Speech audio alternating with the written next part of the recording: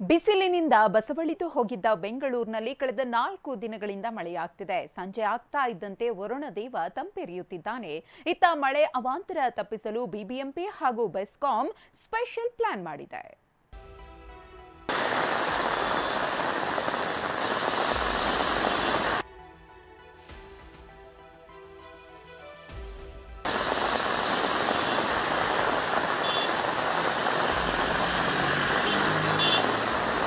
ಬೆಳಗ್ಗೆ ಬಿಸಿಲಿನ ಪ್ರತಾಪ, ಸಂಜೆ ಆಗ್ತಿದ್ದಂತೆ ಮಳೆಯ ಹೊಡೆತ. ರಾಜಧಾನಿಯಲ್ಲಿ 4ನೇ ದಿನವೂ ಮಳೆ ದರ್ಶನವಾಗಿದೆ.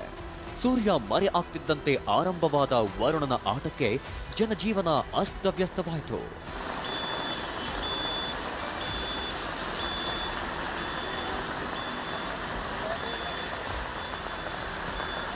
ನಗರದ ಹಲವು ಏರಿಯಾಗಳಲ್ಲಿ ಮಳೆ ಸುರಿಯಿತು.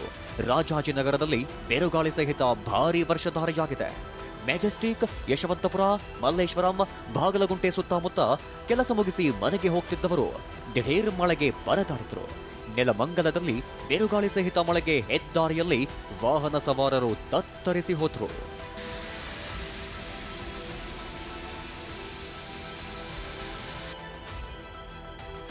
ಮಳೆ ಅವಾಂತರ ತಪ್ಪಿಸಲು ರಾಜಕಾಲುವೆ ಮೇಲೆ ನಿಗಾ.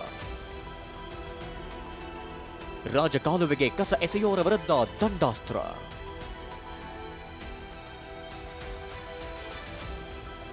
ಮಳೆಯಾಟ ಶುರುವಾಗ್ತಿದ್ದಂತೆ ಬಿಬಿಎಂಪಿ ಅಲರ್ಟ್ ಆಗಿದೆ. ಮೋರಿಗಳು ಬ್ಲಾಕ್ ಆಗಿ ನೀರು ರಸ್ತೆಗೆ ನುಗ್ಗೋದನ್ನ ತಪ್ಪಿಸಲು ರಾಜಕಾಲುವೆಗಳ ಮೇಲೆ ದೃಷ್ಟಿ ನೆಟ್ಟಿದೆ. ರಾಜಕಾಲುವೆಗೆ ಪ್ಲಾಸ್ಟಿಕ್ ಕವರ್ಗಳು, ಕಸ ಹಾಕಬಾರದು ಅಂತ ಆಳೆತ್ತರಕ್ಕೆ ಗ್ರಿಲ್ಗಳನ್ನ ಹಾಕಲಾಗಿದೆ. ಆದರೂ ಸಿಟಿ ಮಂದಿ ಕಸ, ಕಟ್ಟಡದ ಅವಶೇಷಗಳು, ಘನ ತ್ಯಾಜ್ಯವನ್ನ ರಾಜಕಾಲುವೆಗೆ ಸುರಿಯುತ್ತಿದ್ದಾರೆ. ಇದನ್ನ ತಡೆಯೋಕೆ ಅಧಿಕಾರಿಗಳು ಮುಂದಾಗಿದ್ದಾರೆ. ಮೊದಲು ಜಾಗೃತಿ ಮೂಡಿಸಿ ಬಳಿಕ ದಂಡಾಸ್ತ್ರಕ್ಕೆ ಪ್ಲಾನ್ ಮಾಡ್ತಿದ್ದಾರೆ. ಮಾರ್ಷಲ್ಗಳನ್ನ ಅಖಾಡಕ್ಕೆ ಇಳಿಸಿ ಕಸ ಎಸೆಯೋರ ವಿರುದ್ಧ ಕ್ರಮಕ್ಕೆ ಪಾಲಿಕೆ ಸಜ್ಜಾಗಿದೆ. ಜನರಿಗೆ ಕೂಡ ನಾವು ಏನು ಬೇಡ್ಕೊಳ್ತೀವಿ ಅಂದರೆ ಅವರು ಈ ಕಾಲುವೆಯಲ್ಲಿ ಯಾವುದು ಬಿಸಾಕಬಾರ್ದು, ತಮ್ಮ ಸಾಲಿಡ್ ವೇಸ್ಟ್ ಅದರ ಮೇಲೆ ಆ್ಯಕ್ಷನ್ ತಗೊಳ್ತೀವಿ. ಬಹಳಷ್ಟು ಕನ್ಸ್ಟ್ರಕ್ಷನ್ ಕಾಮಗಾರಿಗಳು ನಡೀತಾ ಇವೆ.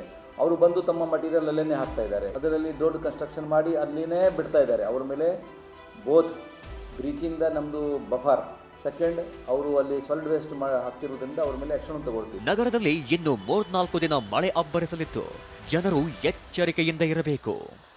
ಶಾಂತಮೂರ್ತಿ ಜೊತೆ ವಿನಾಯಕ್ ಗುರವ್, TV9 ಬೆಂಗಳೂರು.